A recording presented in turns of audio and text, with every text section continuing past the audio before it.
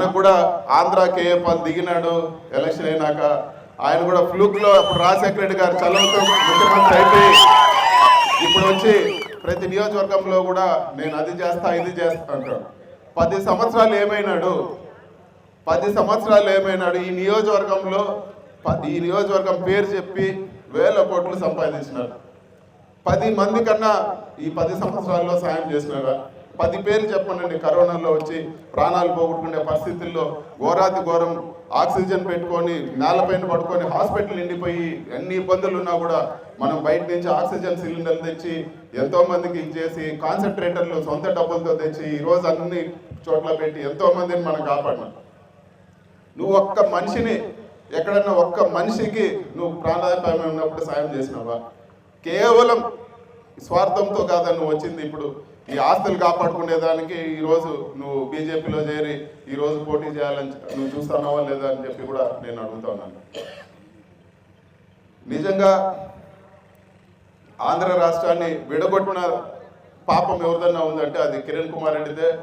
Last ball అని చెప్పి last రోజు వరకు కూడా డబ్బులు కొట్టేసి ప్రజల్ని మోసం చేసి ఒక చెప్పుల పార్టీ పెట్టి ఏడు కూడా డిపాజిట్లు రాకుండా ఆ చెప్పులతోనే తరిమేశారు. జనాలు కూడా నమ్మకుండా ఆ రోజు ద్రోహం చేశాడని చెప్పి ఈరోజు మళ్ళా కూడా వచ్చి ఈరోజు నేను అది చేస్తా ఇది చేస్తా అంటున్నాను.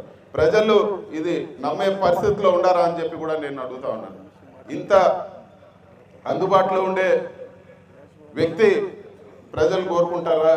లేకపోతే ఎప్పుడో 10 ఏళ్ళ తర్వాత స్వార్థంగా వచ్చి కొట్టేసిన డబ్బులు కాపాడుకునే వ్యక్తిని ప్రజలు ఆదరిస్తారా అని చెప్పి కూడా ప్రజలందరూ కూడా ఈరోజు ఏ విధంగా తీర్పిపోతారో కూడా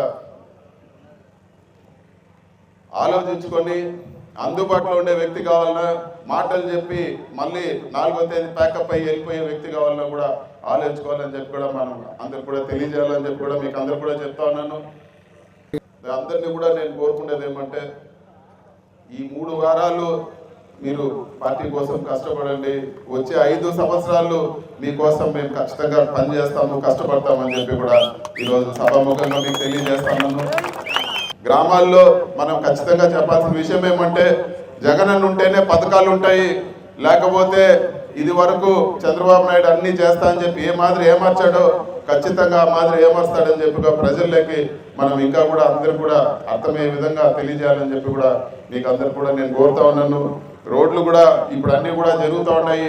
మిగతా బ్యాలెన్స్ ఉండే రోడ్లు కూడా ఇప్పుడు ఏవేవైతే మనకు ప్రజల నుంచి వినతులు వచ్చాయో అవన్నీ కూడా పూర్తయ్యే విధంగా చేస్తామని చెప్పి కూడా మీకు అందరికి కూడా నేను తెలియజేస్తా ఉన్నాను.